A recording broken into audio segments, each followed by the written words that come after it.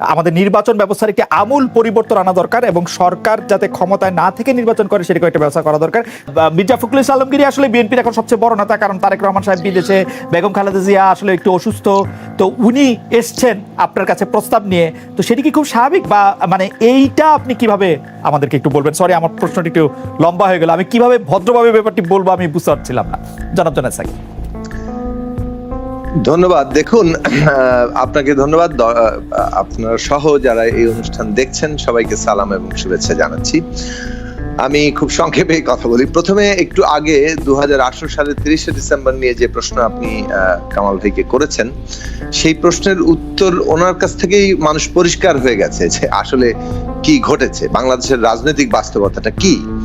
অর্থাৎ একটা জায়গায় যদি বিরোধী দল, কথার কথা ওনার কথাটা যদি আমি ধরে নেই যে বিরোধী দল আসলে নির্বাচনে মাঠে নাই, তারা মাঠে সরে গেছে, তারা কনফিউজড, তাদের মধ্যে ঐক্য নাই, যার ফলে তারা আসলে খুবই দুর্বল, তাহলে তো এটা সরকারি দলের জন্য আরো সুবিধা। তারা দেখাবে যে আচ্ছা এখানে তো তাহলে সব আমাদের আর কোনো কিছুই করতে হবে না, তখন তো বরং কারচুপি হবে না, আরো বেশি অবাধ নির্বাচন দেখিয়ে তারা ক্রেডিটটা নেওয়ার চেষ্টা করবেন। সেইখানে ওনাদের অতি উৎসাহীরা একেবারে আগের রাতে 60% পর্যন্ত ব্যালট স্টাফিং করে কোথাও কোথাও প্রায় 100-র উপরে কেন্দ্রে যত ভোটার তার শতভাগ 110% পর্যন্ত ব্যালট সেখানে ঢুকে পড়েছে। এই ধরনের কাণ্ড, এগুলো আসলে বেসিক্যালি পরিস্থিতিটা এমন ছিল যে একটা স্টেডিয়ামে খেলা হচ্ছে, সেখানে তারা একই দলের দর্শক, একই দলের খেলোয়াড়, রেফারিও একই দলের, তারাই নিজেরা খেলছেন, গোল দিচ্ছেন, বিরোধী মানে প্রতিপক্ষ দলটাকে স্টেডিয়ামের ভেতরে ঢুকতে দেওয়া হয়। সাকিব একটা ছোট্ট প্রশ্ন করব, সাকিব একটা ছোট প্রশ্ন করব এই প্রসঙ্গে একটা ছোট প্রশ্ন করব যে মানে আমরা দেখেছি যে ভোট বা এই জাতীয় সংসদ নির্বাচন বাংলাদেশের সবচেয়ে বড় উৎসব, তো সেইখানে যদি আমরা ধরে নিই 8 কোটি ভোটার আছেন, সেই 8 কোটির মধ্যে যদি ধরে নিই আমরা 30 ভাগের মতো অর্থাৎ 2.5 কোটি 3 কোটি আওয়ামী লীগের সমর্থক আছেন, তারা যখন দেখবেন যে বিরোধী পক্ষের কেউ নাই, তখন সেই 2.5 কোটি 3 কোটি এনথুজিয়াস্টিক যাদের মধ্যে থেকে আসলে যদি 20-25 লাখ 30 লাখ 50 লাখও এরকম হন যে তারা আসলে খুব উৎসাহী, তারা যাচ্ছেন, একটি ব্যালট টান দিচ্ছেন, ভোট দিচ্ছেন, এই করছেন সেই করছেন, সেটি আসলে নিয়ন্ত্রণ করা সম্ভব কিনা, মানে প্র্যাকটিক্যালি যদি এর মধ্যে আসলে এজেন্ট না থাকেন, যদি এর মধ্যে থেকে যদি বিরোধী দলের কোনো ইয়া না থাকে, সেটা আসলে প্র্যাকটিক্যালি নির্বাচন সমর্থকরা পরিচালনা করেন না। আমি আপনাকে প্রশ্ন করছি, আচ্ছা এই আলোচনা আমরা খুব বেশিক্ষণ যাব না, বাট তাবু প্রশ্নটা গুরুত্বপূর্ণ যে নির্বাচন তো অতি উৎসাহী সমর্থকরা করেন না, নির্বাচন করেন হচ্ছে নির্বাচনের জন্য কর্মকর্তারা থাকেন, সেখানে আইন শৃঙ্খলা বাহিনী থাকেন। এই যে প্রশাসন এবং আইন শৃঙ্খলা বাহিনীর নির্বাচন পরিচালনা করার কথা, সেখানে অতি উৎসাহীরা ঢোকে কিভাবে? আমি আপনার সাথে 100% একমত। শৃঙ্খলা বাহিনীতে বাংলাদেশে একটা ফ্যাসিবাদ আছে, অর্থাৎ একটা বিশেষ ধরনের মানে আমরা যদি আপনি ঠিকঠাক মতো বলতে হবে একটা কর্তৃত্ববাদী ফ্যাসিবাদী শাসন আছে। এটা হচ্ছে পুরনো ধ্রুপদী ফ্যাসিবাদের সাথে নতুন করে কতগুলো মানে শাসনের কতগুলো বৈশিষ্ট্য, যেটা কর্তৃত্ববাদী শাসন হিসেবে এখন পরিচিতি লাভ করেছে।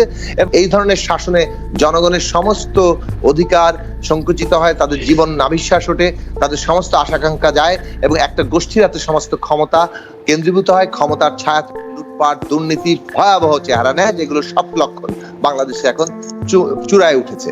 2 নম্বর জিনিস যেটা আরো ভয়াবহ, গভীরতর, সেটা হচ্ছে সমাজে একটা সামাজিক নৈরাজ্যের বিস্তার ঘটে, সমাজে বিভাজন এমন তুঙ্গে উঠে, রাজনীতির স্তর থেকে সমাজ সংস্কৃতির মধ্যে যায় এবং নানা ধরনের উগ্রপন্থার জন্ম লাভ করে, অর্থাৎ এমনকি ধর্মের স্তরে গিয়ে রাজনীতি প্রবেশ করে। এটা ঘটায়। তৃতীয়ত, এরকম ভাবে একটা রাজনৈতিক ব্যবস্থা যখন রাজনৈতিক ভাবে একটা জনগোষ্ঠীকে ঐক্যবদ্ধ রাখতে পারে না, তাদের মধ্যে বিভাজন, এমনকি প্রায় গৃহযুদ্ধের পর্যায়ে সৃষ্টি হয়, মারামারি, খুনোখুনি, হ্যাঁ, তখন এটা এমনকি একটা দেশকেও তার সার্বভৌমত্বের দিক থেকে তাকে হুমকির মধ্যে ফেলে। আমি 3টা গুরুত্বপূর্ণ বৈশিষ্ট্যের কথা বললাম।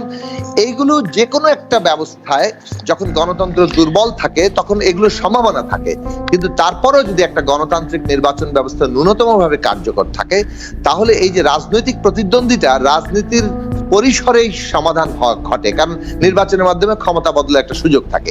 এটা যদি আপনি বন্ধ করে দেন, তাহলে এই রাজনৈতিক প্রতিদ্বন্দ্বিতা রাজনৈতিক প্রক্রিয়ার সমাধান হওয়া সম্ভব হয় না, তখন সেটা অন্য স্তরে চলে যায় এবং এটা এমন একটা ভীতিকর এবং ভয়াবহ পরিণাম নিয়ে আসে, যেটা যে ফ্যাসিবাদ চলে তার চাইতে আরো ভয়াবহ ধরনের ফ্যাসিবাদের গেড়ে বসতে পারে অথবা তার পাল্টা জায়গা তৈরি হতে পারে।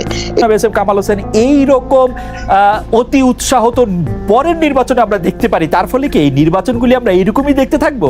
হ্যাঁ, আমি মনে করি সকল দলের অংশগ্রহণ এবং প্রতিযোগিতামূলক হইলে প্রতিদ্বন্দ্বী হলে নির্বাচন ভালো হতো। উনরা আজকে আপনি যে অতীত টানতেছে এই কারণে যে উনি ফেসিবাদ বলেন। 21 আগস্ট গ্রেনেড হামলা করে আজকে প্রধানমন্ত্রীকে হত্যা করতে চেয়েছিলেন তারেক জিয়া, তাকে নেতা মেনেই তো জোনায়েদ সাকিব বিএনপির সাথে ঐক্য করতেছে। বি চৌধুরীর মতো, কামাল হোসেনের মতো লোককে রংপুরে মিটিং করতে দেয়নি, আপনি জানেন, তারা পালিয়ে এসেছিল। কিন্তু এই অবস্থাতে এই সরকারের আমলে হচ্ছে না। আপনি এই অবস্থাতে এই সরকারের আমলে হচ্ছে না। আমি আপনারে বলি যে নির্বাচন সকল দলের অংশগ্রহণের মধ্যে দিয়ে নির্বাচন হওয়া উচিত, কারণ জনগণের আস্থা ভালোবাসা অর্জন করেই ক্ষমতায় থাকতে হয়। আমার ভাই বললেন 18 কোটি ভোটার কি জিম্মি, আরে 18 কোটি ভোটার যদি বিপক্ষে থাকতো তাহলে রাস্তায় নামতো, যেটা 96 সালে রাস্তায় নেমেছিল। রাতের বেলা জনগণ বাধ্য করেছিল খালেদা জিয়াকে পদত্যাগ করতে। দেখুন, বিএনপির কোন সাথে আমাদের কোন জোটের এখন পর্যন্ত তৈরি হয়নি। বিএনপির একটা নিজস্ব জোট থাকতে পারে অথবা তারা এককভাবে আন্দোলন করতে পারে। আমরা আমাদের দলগতভাবে আন্দোলন করছি। কিছুদিন আগে বাম গণতান্ত্রিক জোট আমরা সক্রিয় ছিলাম, সেখানে আমরা সক্রিয় নেই। আমরা 7টি রাজনৈতিক দল মিলে একটা গণতন্ত্র মঞ্চ নামে একটা নতুন ঐক্যবদ্ধ প্ল্যাটফর্ম গড়ে তোলার চেষ্টা করছি। আমরা বলছি যে সকলেই ভোটাধিকারের দাবি নিয়ে আন্দোলন করছেন। এই দাবির আন্দোলনগুলোর মধ্যে কিভাবে যুগপৎ ধারায় পরিচালিত হতে পারে, কিভাবে বৃহত্তর ঐক্য তৈরি হতে পারে, এই বৃহত্তর ঐক্য তৈরি হবে এবং যুগপৎ ধারায় চলবে। যুগপৎ ধারা 8 দল 7 দল 5 দল তারা তো একজোট হয়ে যায়নি, সেটা যুগপৎ আন্দোলন ছিল, এটা এরশাদ বিরোধী আন্দোলনের অভিজ্ঞতা। তো এখানে যুগপৎ ধারায় আন্দোলন চলবে, তবে যুগপৎ ধারায় চলতে হলেও তার মধ্যে একটা ন্যূনতম কর্মসূচিগত কিংবা লক্ষ্যগত সাধারণ ঐক্য থাকা দরকার। সেই সাধারণ ঐক্যের জায়গায় আমরা বলছি যে এইখানে রাষ্ট্রের একটা গুণগত সংস্কার না করলে, অর্থাৎ সংবিধান সংস্কারের মাধ্যমে আমাদের রাজনৈতিক ব্যবস্থার এই স্বৈরাচারী রাজনৈতিক ব্যবস্থাকে গণতান্ত্রিক রাজনৈতিক ব্যবস্থায় পরিণত না করতে পারলে এই সংকট থেকে তো আমরা বেরোতে পারবো না। ভবিষ্যৎ রাষ্ট্র কি এটাই চলবে? একটা নির্বাচন দিয়ে কি এই রাষ্ট্রের উপরেই ভবিষ্যৎ নির্বাচন জয়ীরা বসবে? তাহলে তার পরের বছরের পরবর্তী নির্বাচনটা একই সমস্যার মধ্যেই পড়বে। কাজে আমরা বলছি যে এই রাষ্ট্র ব্যবস্থার একটা গুণগত পরিবর্তন ঘটাতে হলে সুনির্দিষ্ট সংস্কার দরকার, নতুবা আমাদের রাষ্ট্রটা এইভাবেই একটা জমিদারিতে পরিণত হবে যারা ক্ষমতা যাবে তাদের দ্বারা। এই উপলব্ধি আজকে যদি রাজনৈতিক দলগুলোর মধ্যে না হয়, আমরা যদি জনগণের সামনে এই নতুন স্বপ্ন না দেখাতে পারি, তাহলে জনগণ নামবে না।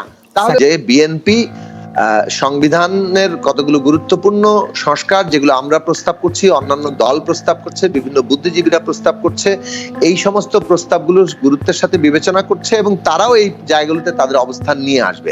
আমরা যেটা বলেছি যে যদি এইরকম একটি সাধারণ লক্ষ্য তৈরি হয়, সুনির্দিষ্টভাবে সংবিধান সংস্কারের কতগুলো অঙ্গীকার জনগণের সামনে আসে এবং এই দিক থেকে বিরোধী দলগুলোর একটা রূপরেখা তৈরি হয়, তাহলে এটাই হবে ভবিষ্যতের নতুন একটা পরিবর্তনের একটা গুরুত্বপূর্ণ চালিকা শক্তি। কিন্তু আপনারা একটি গণতান্ত্রিক বন্দোবস্তের নতুন রাজনীতি দাঁড়াবে।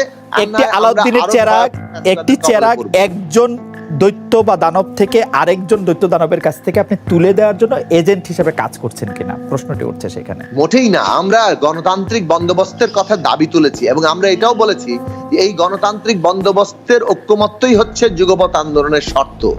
আপনারা এটা ভাবার কোনো কারণ নাই যে একটা মানে সেফ এখানে, এই যেমন এখন অনেকে বলছেন আমরা কিন্তু আন্দোলনের ঐক্য নিয়ে কথা বলছি, ওনারা জোট করলো, সিট আসন ভাগাভাগি, এগুলো ছাড়া হিসেব নিকেশ ছাড়া তোমাদের মাথায় অন্য কিছুই কাজ করতে পারে না। আর এক নিয়ে আসছেন জামাতে ইসলামী। আরে বাবা, বাংলাদেশের জামাত ইসলামী এত বড় জিনিস যে ওটার কারণে 18 কোটি মানুষের ভোটাধিকার কেড়ে নেওয়া যায়। বাংলাদেশের জামাত ইসলামী এত বড় জিনিস যে ওইটার কথা বলে নির্বাচন ছাড়া 2040 সাল পর্যন্ত ক্ষমতা থেকে যাবে জাস্টিফাই করা যায়। এই রাজনীতি। সাকিব ভাই, এই প্রশ্ন মির্জা ফখরুল সাহেবকে আপনি করেছিলেন কিনা যে জামাত ইসলামী এত বড় জিনিস কিনা, এত কথার পরও তাকে জামাত ইসলামীকে সঙ্গেই রাখতে হবে কেন? আমরা অবশ্যই তাদের সাথে বলেছি যে আপনারা কিভাবে আন্দোলন করবেন, আপনারা কি এককভাবে আন্দোলন করছেন না জোটগত, এগুলো তারা পরিষ্কার করবেন। এই প্রক্রিয়া তো আলোচনা শুরু হয়েছে এবং এই আলোচনা চলতে থাকবে। বছর বিএনপি ক্ষমতায় ছিল, 1 মেগাওয়াট বিদ্যুৎ দিতে পারে। কত টাকা বাজেট ছিল? কত টাকা বাজেট ছিল?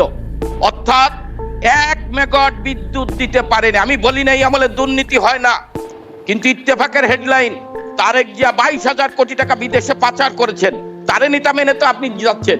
অর্থাৎ আমি যদি বলি চোর ডাকাতকে যে সমর্থন, সে তো বড় ডাকাত। তার আবার উদ্দেশ্য একটা তো অসত্য ডাকাত। তথ্য দিলেন। যাই হোক, মানে অসত্য না, আপনি বিএনপি নির্বাচন ব্যবস্থা সংস্কারের ব্যাপারে আপনি শুধু আলোচনার কথা বলছেন। এখন যদি বিএনপি একটা জাতীয় সরকারের কথা বলছে, বিএনপি বিভিন্ন রাজনৈতিক দলের সাথে কথা বলছে, আপনারাও এই ধরনের রাজনৈতিক দলগুলির সাথে আসলে কোনো কথা বলতে চান কিনা, কোনো ছাড় দিতে চান কিনা, কোনো পরিকল্পনা আছে কিনা, দলের মধ্যে এটি নিয়ে কোনো আলোচনা আছে কিনা?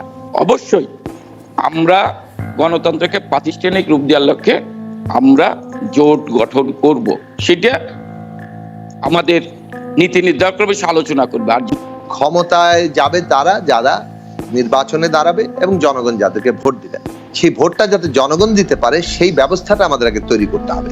এখন আমাদের এটাই লড়াইয়ের প্রধান বিবেচনা। এই লড়াইয়ের অর্জন করা গেলে তারপরে দাঁড়াবে কে কার সাথে নির্বাচন করবে। সেগুলি এবং মনে রাখবেন, এই লড়াইয়ের কর্মসূচির উপর দাঁড়িয়েই এইখানে ঐক্যের আলোচনা চলছে। ঐক্য কিন্তু কোনো লক্ষ্য ছাড়া ঐক্য হচ্ছে না। ফলে এখানে যার যার অবস্থান থেকে ভোটাধিকারের জন্য সবাই লড়ছেন। এই লড়াইয়ের মধ্যে কারা এক মঞ্চে আসবেন, কারা যুগপৎ ধারায় চলবেন, এটা নির্ভর করবে একটা সাধারণ লক্ষ্য কতটা ঐক্যবদ্ধভাবে কাদের মধ্যে তৈরি হচ্ছে। আমরা যেটাকে অন্তর্বর্তীকালীন সরকার বলছি, এইটা আসলে বেসিক্যালি হচ্ছে কর্মবস্তুর দিক থেকে নির্বাচনকালীন একটা নিরপেক্ষ সরকার।